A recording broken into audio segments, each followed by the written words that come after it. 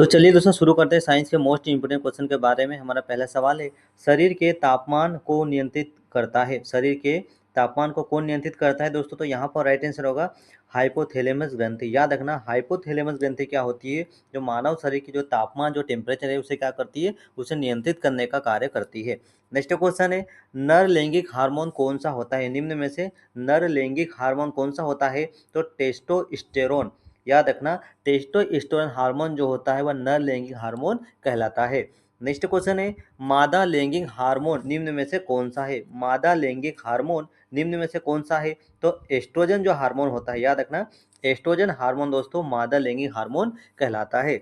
Next question है, कौन सी गैस फूलों का रंग उड़ा देती है? ऐसी कौन सी गैस है या उस गैस का नाम क्या है जो फूलों का जो रंग होता है वो उड़ा देती है? तो क्लोरीन गैस। क्लोरीन गैस क्या करती है? फूलों का जो रंग होता है वह क्या होता है? उसे उड़ा देती है। कौन सी gas? Chlorine gas. Next question है, लेड पेंसिल बनाने में उपयोग होने वाला पदार्थ कौन सा है? तो लेड पेंसिल में जो उपयोग होने वाला पदार्थ है वह ग्रेफाइट होता है। क्या होता है?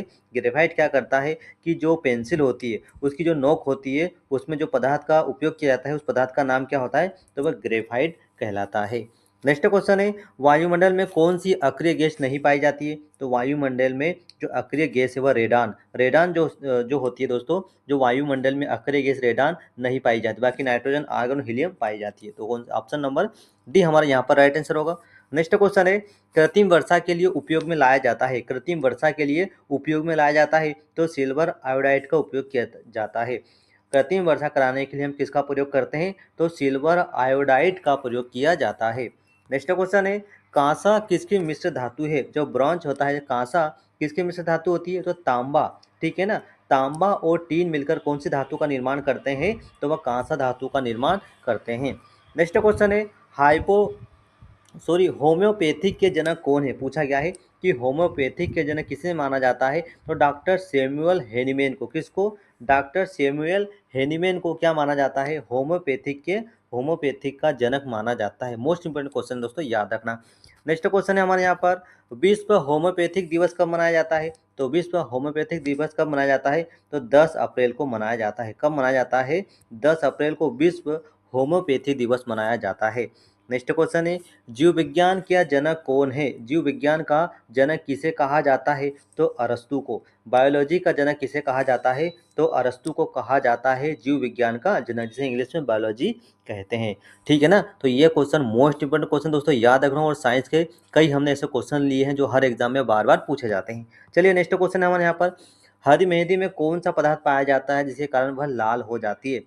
जो मेहंदी होती है, हरी मेहंदी, उसमें ऐसा कौन सा पदार्थ पाया जाता है?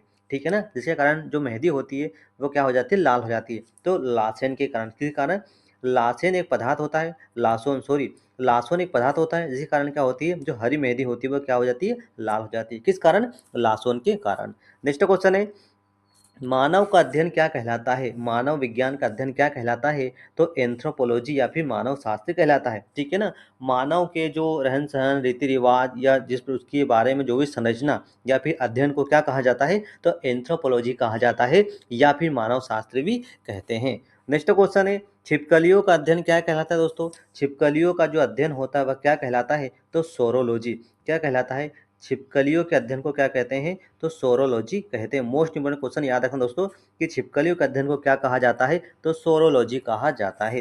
नेक्स्ट क्वेश्चन है, उष्मा के अध्ययन को क्या कहते हैं? उष्मा, हीट। ठीक है ना, हीट के अध्ययन, हीट क्या हम अध्ययन करते हैं तो उसे क्या कहते हैं? तो उसे कहते हैं थर्मोडायनेमिक्स। क्या कहते हैं? थर्मोडायनेमिक्स या फिर उष्मा गतिकी कहते हैं। किसको कहते हैं? उष्मा का हम अध्ययन करते हैं उसे क्या कहते हैं? थर्मोडायनेमिक्स या फिर उष्मा गतिकी कहते हैं। नेक्स्ट क्वेश्चन है, मनुष्य में कौन से क्रोमोसोम के मिलने पर बालक का जन्म होता है? बॉय का जन्म होता है। किसमें? किस प्रकार के क्रोमोसोम मिलते हैं? तो एक्स और वाई, ये ठीक है ना, एक्स और वाई अगर क्रोमोसोम मिलते हैं तब किसका जन्म होता है? तो बॉयज का जन्म होता है। ठीक है ना, तो ऑप्शन नंबर बी हमारा यहाँ पर दोस्तों राइट आंसर होगा। नेक्स्ट क्वेश्चन है, मोस्ट इंपोर्टेंट क्वेश्चन ये पूछा गया है कि परमाणु में उदासीन कण कौन सा होता है? परमाणु में देखो, परमाणु में 3 कण होते थे, इलेक्ट्रॉन, प्रोटॉन और न्यूट्रॉन। ठीक है ना, इलेक्ट्रॉन पर हमेशा माइनस चार्ज होता है, प्रोटॉन पर प्लस चार्ज होता है और न्यूट्रॉन क्या होता है? न्यूट्रॉन पे कोई चार्ज नहीं, उदासीन होता है। ठीक है ना, तो यहाँ पर पूछा है कि परमाणु में उदासीन कण कौन सा होता है? तो न्यूट्रॉन होता है। कौन सा होता है, न्यूटन उदासीन होता है, ठीक है ना। तो ऑप्शन नंबर सी हमारे यहाँ पर राइट आंसर होगा। नेक्स्ट क्वेश्चन है, फाउंटेन पेन के आविष्कारक कौन है, फाउंटेन पेन का आविष्कार किसने किया था, तो पेट्रा पोयनारू ने, ठीक है ना। मोस्ट इंपोर्टेंट क्वेश्चन है, जो फाउंटेन पेन होता है उसका आविष्कार किसने किया था, तो पेट्रा पोयनारू ने किया था। ऑप्शन नंबर सी हमारे यहाँ पर राइट आंसर होगा। नेक्स्ट क्वेश्चन है, शुद्ध रक्त प्रवाहित होता है, जो प्योर शुद्ध जो प्योर ब्लड होता है या फिर शुद्ध रक्त प्रवाहित होता है तो किससे होता है, तो वह धमनियों के द्वारा, ठीक है ना। शुद्ध रक्त कहाँ से प्रवाहित होता है, तो वह धमनी के द्वारा, किसके द्वारा, धमनी के द्वारा शुद्ध रक्त का प्रवाह या शुद्ध रक्त प्रवाहित होते हैं। नेक्स्ट क्वेश्चन है, अशुद्ध रक्त प्रवाह होता है, देखो शुद्ध रक्त तो धमनी से, लेकिन अशुद्ध रक्त प्रवाहित कहाँ से होता है, तो वह शिरा से, ठीक है ना। शिरा से कौन सा रक्त होता है, अशुद्ध रक्त, और धमनी से कौन सा होता है, तो धमनी से शुद्ध रक्त प्रवाहित होता है। मोस्ट इंपोर्टेंट क्वेश्चन दोस्तों याद रखना, देखो शिरा अशुद्ध रक्त प्रवाहित कराता है और धमनी शुद्ध रक्त प्रवाहित कराती है, ठीक है ना। नेक्स्ट क्वेश्चन है, बल का एसआई मात्रक क्या है, बल का एसआई मात्रक क्या दोस्तों, तो बल का एसआई मात्रक क्या है, न्यूटन, क्या है, बल का एसआई मात्रक क्या है, न्यूटन। अच्छा जूल किसका मात्रक है, तो उष्मा का मात्रक, उष्मा का मात्रक क्या है, तो जूल है, ठीक। डायन किसका मात्रक है, तो बल का मात्रक, ठीक है ना। बल का जो सीजीएस मात्रक अगर बात किया है तो वो डायन, लेकिन एसआई पद्धति में बल का मात्रक क्या है, न्यूटन है, ठीक है ना, याद रखना।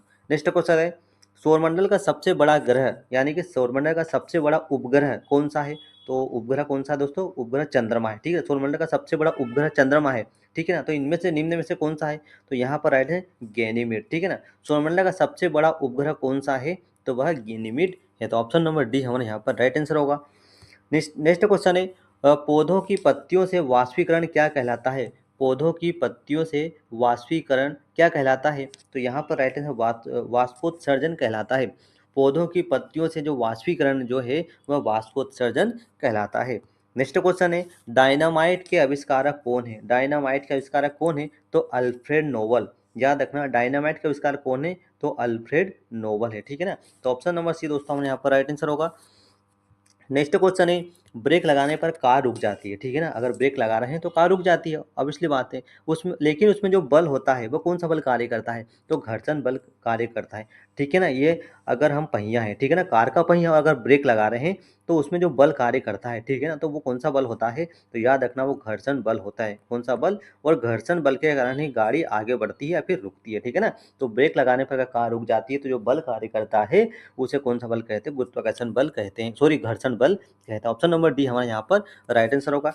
नेक्स्ट क्वेश्चन है, आइंस्टीन का द्रव्यमान ऊर्जा समीकरण क्या है, आइंस्टीन का जो द्रव्यमान ऊर्जा समीकरण है वो E इजिकल टू क्या है, E equal to M C square है, ठीक है ना। E equal to M C square किसका सूत्र है, तो आइंस्टीन का द्रव्यमान ऊर्जा का समीकरण है। नेक्स्ट क्वेश्चन है, लेंस की क्षमता किसमें मापी जाती है, ठीक है ना।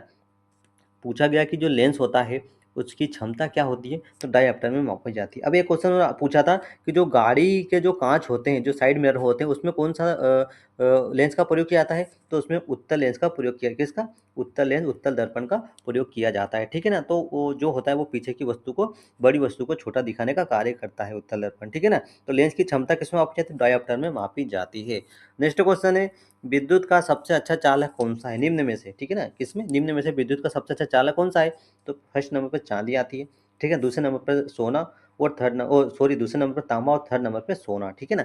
तो विद्युत का सबसे अच्छा चालक धातु कौन सी है, चांदी, चांदी फर्स्ट नंबर पर आती है। तो यहाँ पर right answer option number C चांदी। नेक्स्ट क्वेश्चन है, एक जूल कितने अर्घ के बराबर होता है, तो एक जूल बराबर 10 की घात 7 अर्घ होता है, ठीक है ना।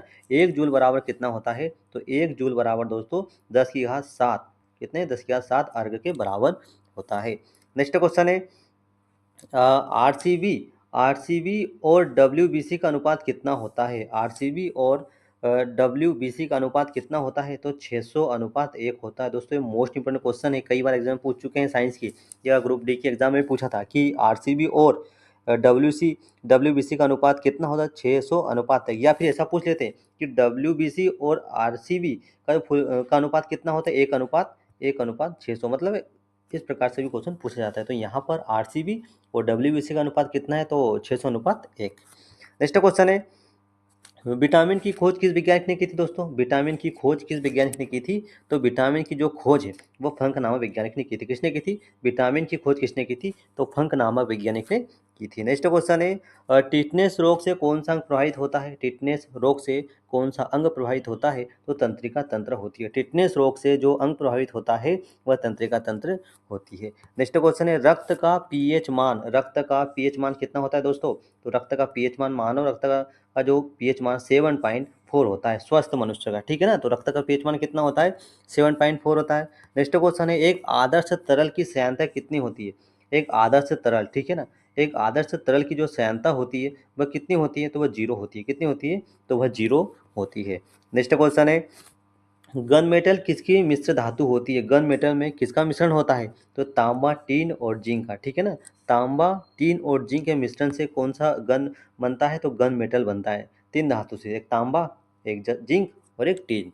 नेक्स्ट क्वेश्चन है विटामिन सी का रासायनिक नाम क्या है? विटामिन सी का रासायनिक नाम क्या है दोस्तों? तो एस्कॉर्बिक एसिड। विटामिन सी का रासायनिक नाम क्या है? एस्कॉर्बिक एसिड होता है।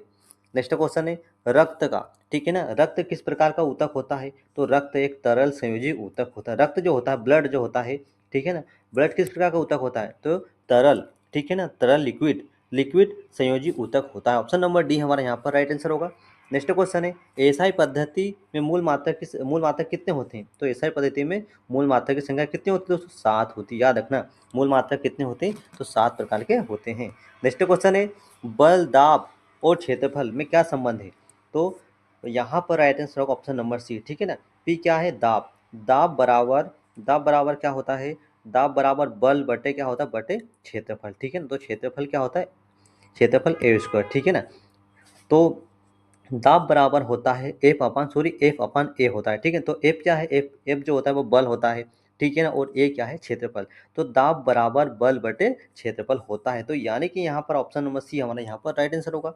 नेक्स्ट क्वेश्चन है एक एंगस्ट्राम में कितने मीटर के तुल्य होता है? एक एंगस्ट्राम कितने मीटर के तुल्य होता है? तो 10 की माने 10 मीटर के तुल्य होता है। क्या होता है? एक एंगस्ट्राम होता है।